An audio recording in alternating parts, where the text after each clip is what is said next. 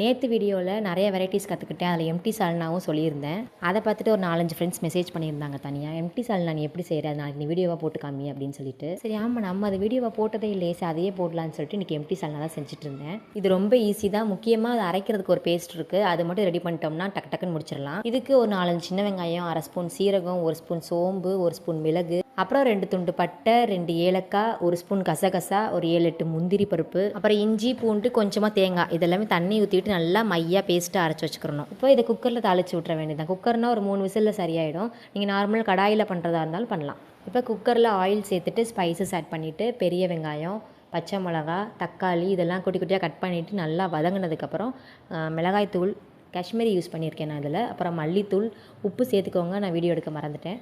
அப்புறம் நம்ம அரைச்சி வச்சுருந்தோம் இல்லையா, அந்த பேஸ்ட்டையும் சேர்த்துட்டு சால்னாக்கு தேவையான அளவு தண்ணி ஊற்றிட்டு குக்கரை க்ளோஸ் பண்ணிவிட்டு 3 விசில் விட்டிங்கன்னா எம்டி சால்னா ரெடி ஆகிடும். நான் இப்படி தான் பண்ணுவேன். நீங்களும் ட்ரை பண்ணி பாருங்கள். நல்லா இருந்துச்சுன்னா கண்டிப்பாக கமெண்ட்டில் ஷேர் பண்ணுங்கள். அப்புறம் நான் இது எப்பயும் சப்பாத்திக்கு தான் வச்சு சாப்பிட்ருக்கேன். இன்றைக்கி தோசைக்கு வச்சு சாப்பிட்டு பார்த்தேன், நல்லா தான் இருந்துச்சு.